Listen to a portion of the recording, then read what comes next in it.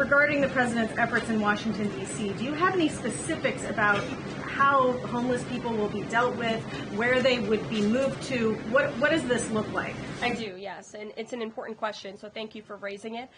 The Metropolitan Police Department, with the support of the new federal agencies who have been surging on the streets of the District of Columbia, are going to enforce the laws that are already on the books here in Washington, D.C. For far too long, these laws have been completely ignored, and the homelessness problem has ravaged the city. So D.C. Code 22-1307 and D.C. Municipal Regulation 24-100 give the Metropolitan Police Department the authority to take action when it comes to homeless encampments. So homeless individuals will be given the option to leave their encampment, to be taken to a homeless shelter, to be offered addiction or mental health services, and if they refuse, they will be susceptible to fines or to jail time. Again, these are pre-existing laws that are already on the books. They have not been enforced, which is part of the reason for this federalizing of the National Guard to bring in this assistance for law enforcement. While we are targeting criminals and trying to remove criminals off of the streets, we also want to make D.C. safe and beautiful, and that involves removing mentally disturbed individuals and homeless encampments as well. So we will be using these regulations and code that already exists to clean up our streets, and we've already had great success.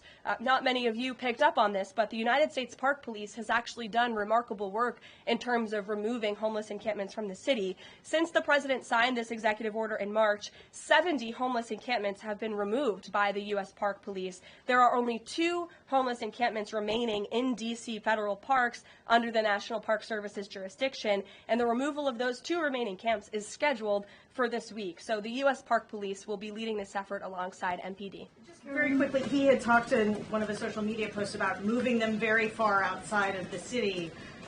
Is that off? Nope, it's not off. We're exploring how we could do that. But again, homeless shelters,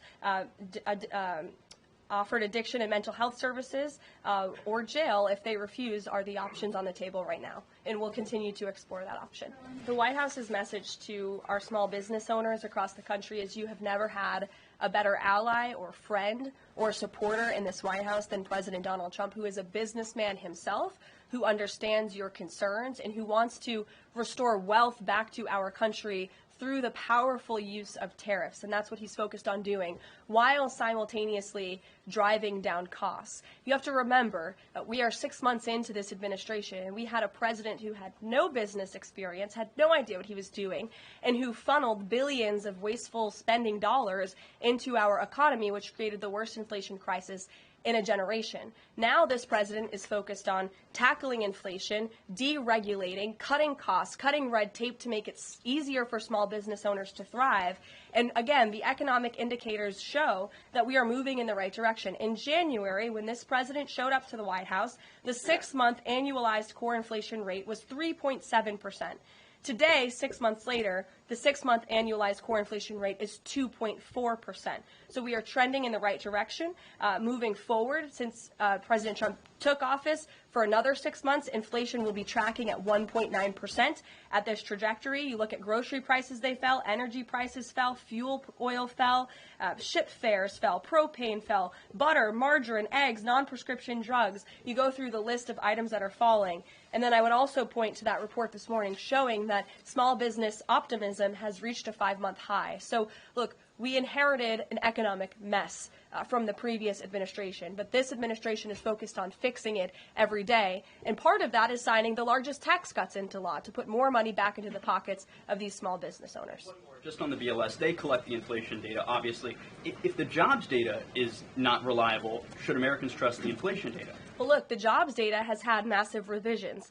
We want to ensure that all of the data, the inflation data, the jobs data, any data point that is coming out of the BLS is trustworthy and is accurate, which is why the president has restored new leadership at the BLS.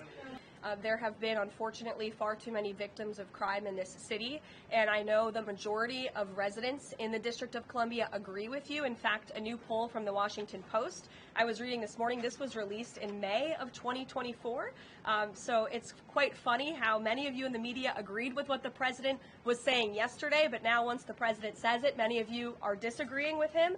But this poll released by the Washington Post found that 65% of district residents think crime is an extremely serious or a very serious problem, and this was up from 56% last year. So the concern that you share with so many other residents in the District of Columbia is real, and that's why this president is taking action to address it. To get to the heart of your question, I think it's despicable that Democrats cannot agree that we need more law and order in a city that has been ravaged by violence, crime, murders, property theft.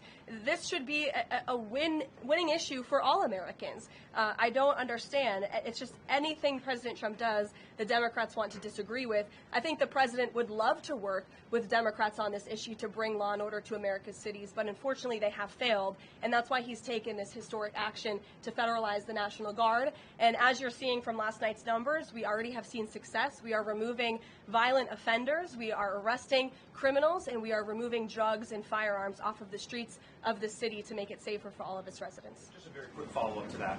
Given the heroic actions of a member of this administration just a few blocks from this building, will the president consider giving the Presidential Medal of Freedom to Big Balls?